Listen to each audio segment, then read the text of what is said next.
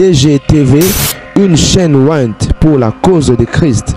Mafuta Yasika, Mafuta Yasika, Mafuta Yasika.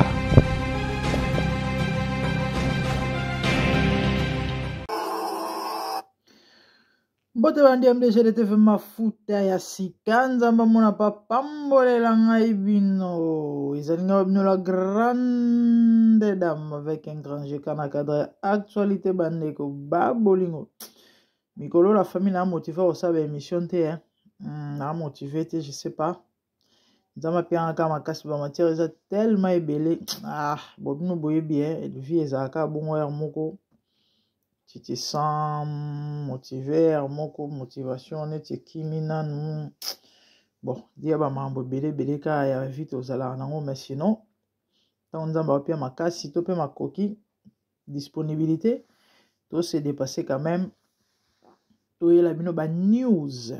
Alors, image où tu commences à concert ya bobi ser na biso na concert les 4. Voilà, ser na biso ni ça na concert les 4. Image où mona azoi ba visite hein, ba binga ngone. Ba surprise belé na ba part ya ba ndeko na ye ba ningane ba chantre. O bozo mona entrée ya maman la biso Sandra Mbouyi surprise na podium na ndeboki public ganga ki beleli. C'était vraiment une grande joie, une joie immense. Comme on a ba chantre mi balé ba yambani ka pona lokumu na Nzambe ba o célébrer nkolo et ba sepeli et bino boyebi ser sandanga benga ke coach ya loyembo asala mo ba nuance moko wana et emporter batou et les gens aimaient mais bino boyebi kongola zanga makambo te. Angaye la famille plus ou moins 3 semaines passées na saki ba émission eni sawa ba tant ba makelele bana otambola sur liwa maman na ye. Je vous ai dit c'est un istné ezaboye et à partir kaka il y a événement wana elekaki avant da kimia te hein. Chaque semaine, chaque jour ou encore chaque moment instant na vie na ye komone bana kotambola komone bana kotambola ba scandale ba makambo belé na kombo na ye ba makelele bana kotambola bana kosala ki bana koloba ma bana ko eke zongi jusqu'à ce que Nzambe a justifié soki aza innocent na ba mambo tout obako accuser. Ah oui, soki pas aza coupable ndenge kaka ba makelele wana ezokende bongo kolimwa na ye yango wana bandeko bolimbisa mpona bato ebele peut-être baomona to bakokanisa neti ke no biso tokoluka ba malheur ya bato ba shita bato non. Moi je parle de la part de Dieu nasalaka ba analyse napesaka conseil tout ça donc toloba makambo kaka oyo toyebi na bamambo ndenge tokoyoka tokomona na ndenge ezokendele là ezalaki message et bandeko kande na biso bino personnellement naozala na motivé oyo osala émission te est-il que ekeye ezongi nini ezoleka awa eza makambo ya mbula j'étais étonné surprise namoni prophète mo azosala analyse kaka ba makambo ya mbula oyo akenda ngo likolo na niveau mo boza nango ide te ye alobi boye kala nyonso enisa azalaka bandakala pia ya mbula te pourquoi lelo kande enisa apesi mbula bon alobi apesi ba raison na ye alobi makambo belé bon azoi mpenza ntango kolanda ye te et conclusion alobi ke kozanga mentor kozanga coaching esalaki yango nde moto esalaki bato ebele baumela te na bagloire bakoya ba erreur ekoleka telema ebele do mpo na ye enisi azofaute trop et ba analyse ebele ezosalema moto na ndenge na ye kaka ndenge na yebisa bino ke bamakambo banda kobima se kobima na nkombo ya sero et élévation je vous expliquer ebendaka toujours bambonge mais ti suka nango vérité ozala établi et kozala ou soit kotombwama ou soit kokita ya ndeko wana ezalaki message onga napesaki de la part de Dieu et napesaki bino même fourchette à temps. Je vous ai dit rendez-vous dans un an. Dans un an botala résultat par rapport à carrière ya Sœur Nabiso et c'est là que vous allez décider ou encore conclure si c'était Dieu ou pas. Son succès et nyonso. Bref, likambo mbula e balobi Enisa za ya Sandra. Bakomole bakindoki. Balobi Enisa azali yaya ya Sandra. Pourquoi koya kokosa mbula boye? Balobi Enisa za yaya ya Sandra. Et Sandra ozala jamais mukona e. Parce que là, je vous informe que Mboui, 41, 42 ans. Et Sandra en a eu qu'à moi 83. Ouais, Sandra à moi 83. Et non 4. Mais bon. Naba, attendez, 80. Ouais, certainement, Kokisi n'a 42 ans. Certainement, anniversaire n'est Koki Nante. Ouais. On a eu qu'à moi 83. Tant au Balaka. Je me rappelle, elle était dans le 30 et quelques comme ça. Dans le 30, 36 ans. Dans le centre Balaki. Ouais, 36 ans sur la bossonité. Et voilà. Donc, Sandra faisait moi 83. Et Nice a eu fêté 35e anniversaire, né à Zamon en 1990. Balobi Lukuta.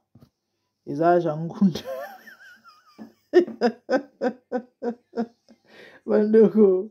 Et ni ça la Congo, ce qu'on a jamais en Ngunda, na évité. Nga, ça, bah, Congolais, bah, ça, somo. Par le but, on est à Aja Bali, Aja Sport. Azana, na nini, na 35 ans, t'es bon. Na attend, au sala débat en boula, mais est-il que, tout le bel il comme en boula, on a jour anniversaire, na e, Aza Mutonzoto, ok?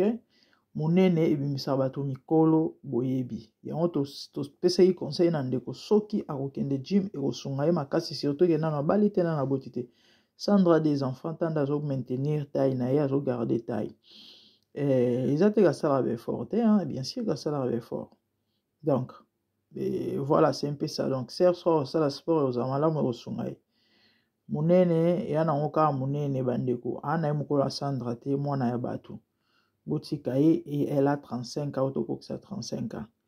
Les cambo bandeko ya mbula oyo, maman na polémique ya kosala na te tina ba page. Bat basali ba analyse.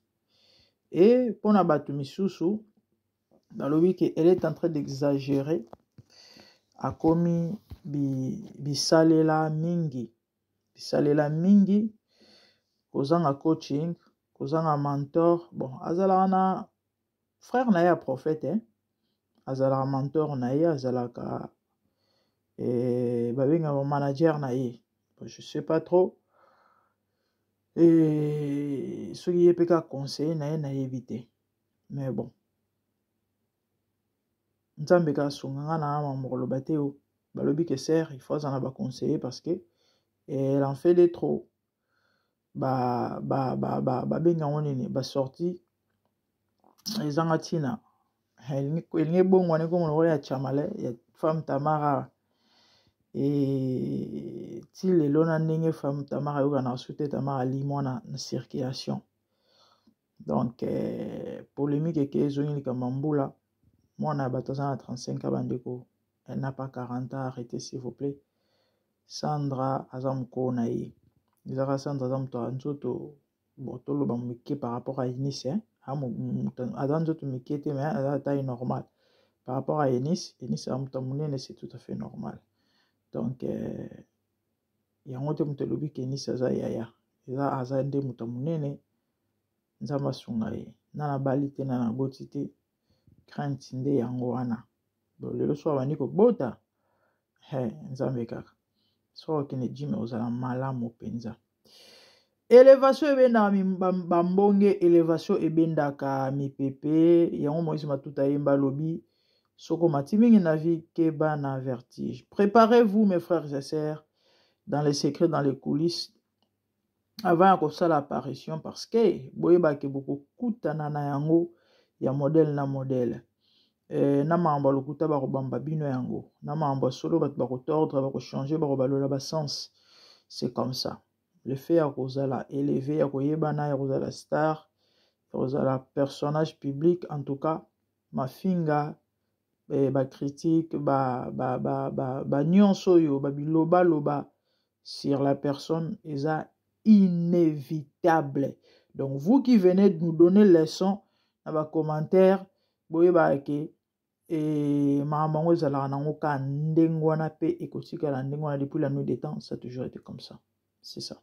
Ezala likambo ya la personne yemoronde azala conscient pe consciente pe aeba comment se situer. Ah oui. Donc voilà. C'est ça. Donc ebele ba kozala shit na yo, ebele ba kozala pour yo, ebele ba kolukilo ba problème ebele. Yon de faux ala focus na objectif et puis tant ozana ozosalela nzambe rassure-toi que oza penza na nzambe to pe oza penza mobimba makolo nyonso mibale na kati ya bonzambe parce que sinon te osa shit libre.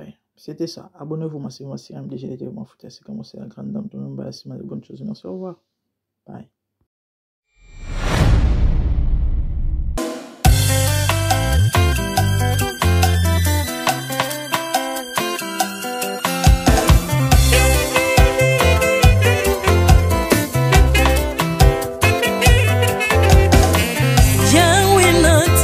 Mokili oyo na monite natangi na histoire ya monde na monite naluki na yemba pete toze pour passer Seigneur, je n'ai pas pris non plus entendu parler oui akokalala yo Yesu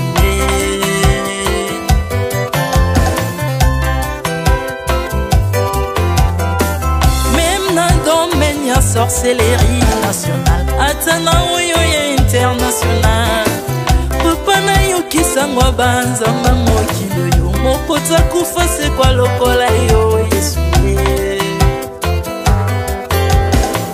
Nanya voyage lokola yo Nanya wakoka nino ya wanzambe Uni masomo ya ekusu ponanga Okufa se kwa poyo zali nzambe Yesu Nzambe moneno kitanase Tanzoto poyo bikisanga Ukitana se pozwe sikananga Ofuta nyongo na nzambe nanga Yesu Ozali nzambe Onkote ya okani na yo Ozali nzambo bongwani te Yesu, Yesu Ozali nzambe Ukani na yo Uzali tambo bongwani te Yesu, Yesu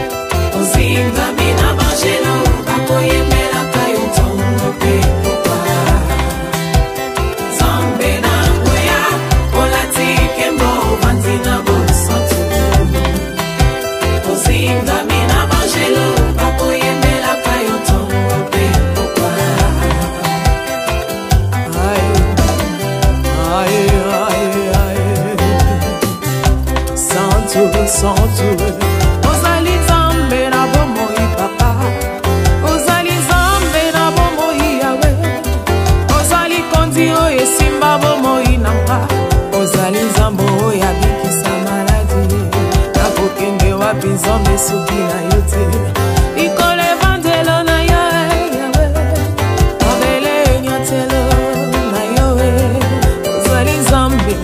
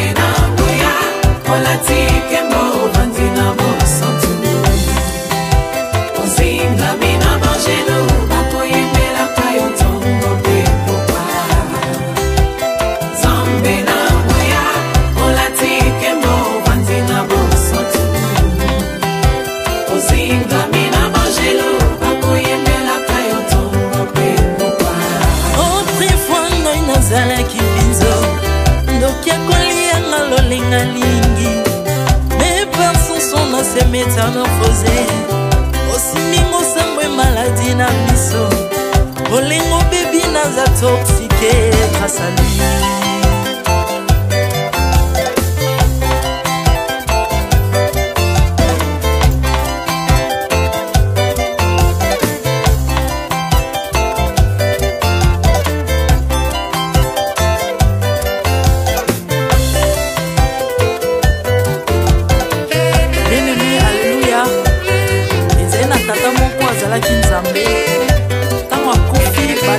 Balobi que non akosekwa konzamba bakristo basekwa alors ko bafacilite lisekwa na ye bakunda ye mutu libanda otanga kolamuka abimaki mbala moko mais comme nzambe na biso alinga kokambola gloire na moto te lobi nango na ntongo baya kokuta bangulu basepelisa mutu ya nzambe na bango yango bien aimé bato wana bakoma oyo biso toliaka ngulu te oyo milimo mabe ekotaka na ngulu so bino boliaka ngulu te po milimo mabe ekota na ngulu bomelaka mai te po milimo mabe ekotaka na mai yango tokumisa nzambe po akufa asekwa avandi na loboko ya tata mpona kolikasele mpo na nga na yo Jésus de Nazareth.